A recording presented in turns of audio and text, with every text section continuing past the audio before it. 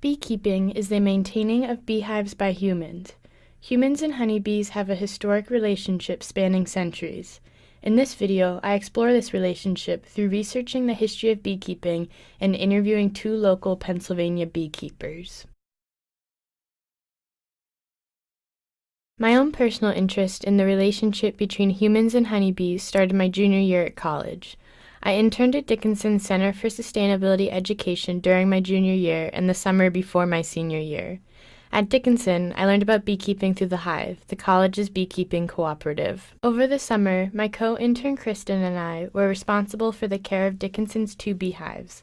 This included doing hive checks, installing a new queen bee in one of the hives, and even weed whacking the grass around the hives. According to archaeological evidence, humans have been keeping bees for approximately 9,000 years. Traces of beeswax have been found on ancient pottery from Europe, the Middle East, and North Africa. When looking at the human-honeybee relationship, it is important to recognize the pollination services bees provide and the honey they make that humans market, buy, and consume. Bees pollinate over $15 billion worth of U.S. crops every year, and honeybees produce about $150 million worth of honey. Global bee decline is estimated to cost as much as $5.7 billion a year. Humans have greatly affected honeybees. According to National Geographic, human activities such as development of land, electromagnetic pollution, and neonicotinoid pesticides have made it difficult for honeybees to reproduce. In order to investigate the relationship between humans and honeybees, I sought the perspective of two local Pennsylvania beekeepers. I met Greg Hildebrand over the summer during my internship. One of the reasons Greg started beekeeping was because of the decline in bee populations. He sells honey and other bee-related products at Carlisle's Farmers on the Square. I didn't get started with making a bee business. That was definitely not the what it is now. Was not what I was trying to start. I mean, I just got started out of curiosity, hearing about the decline in honeybees, and I guess I was always curious enough about bugs that it wasn't too out of the blue. But I got started by reading quite a bit, and then the fascination about the inner workings of a honeybee colony kind of really grew. Thought maybe I'll put a little bit of money into getting a couple hives.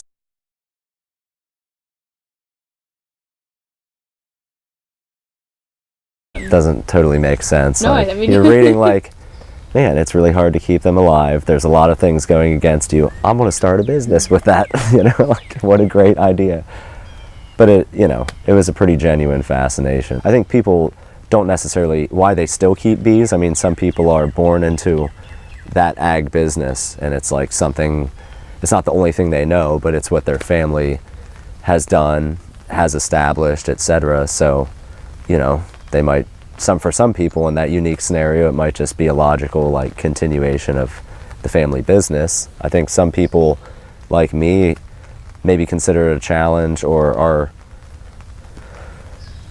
trying to take on, helping the survival of bees at large. Like that was kind of part of what sparked it to begin with for me. So maybe that's why some people, I think that there is like, beekeeping is very much a human thing.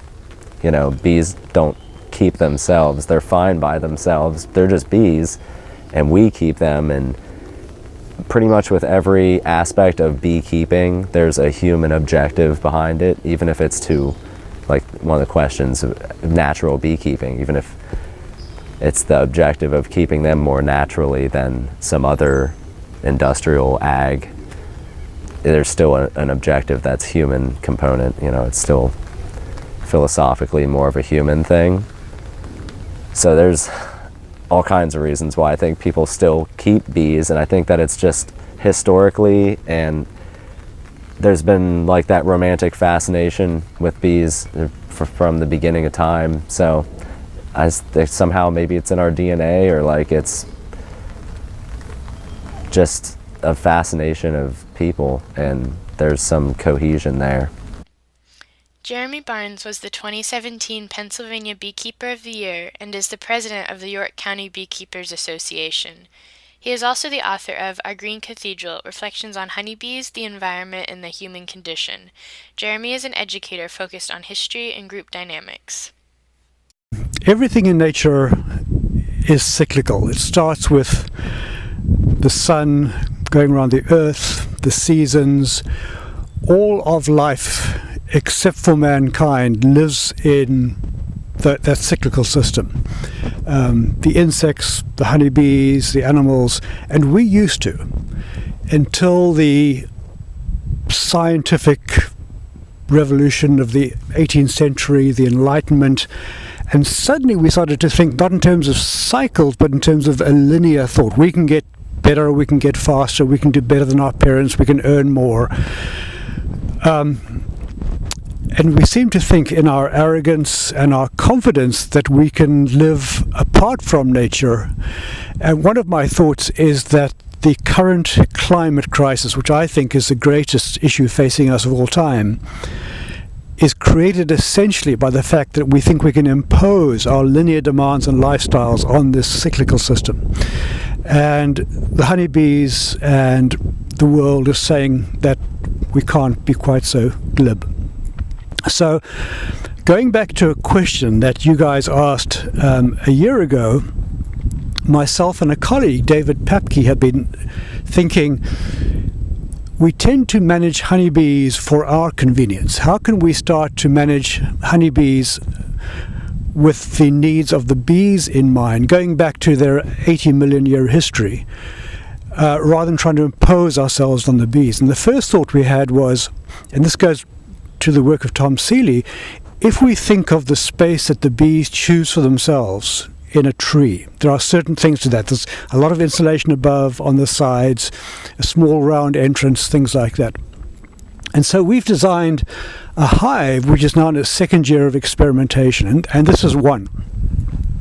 And what we have here is a really well insulated lower space and a well-insulated top cover, and even these hive bodies are insulated on the inside with an extra piece of timber.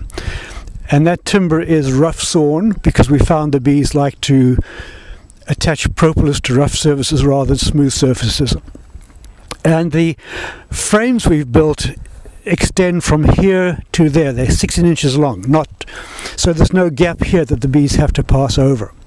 And the entrance itself, which you can't see from there, is a small 4-inch square hole, not that big long.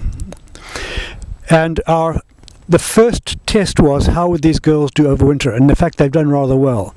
So this is where we're thinking in terms of our place in nature, not imposing ourselves on nature, but trying to react to nature and develop something that is of mutual benefit to the bees and us, and not just to us imposing our wills on the bees. And we also try to manage this in a way that is cyclical. We try to say, what are the bees doing and how do we respond? For example, at this time of year, the bees are starting to build up for the nectar flow, which should be any minute. And so our concern is, are the bees alive? And two, is the queen healthy and laying? Once we know that's the case, then we'll start to provide space for storage of nectar in May, June.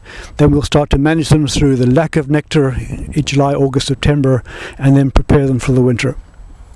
So that's our thinking right now.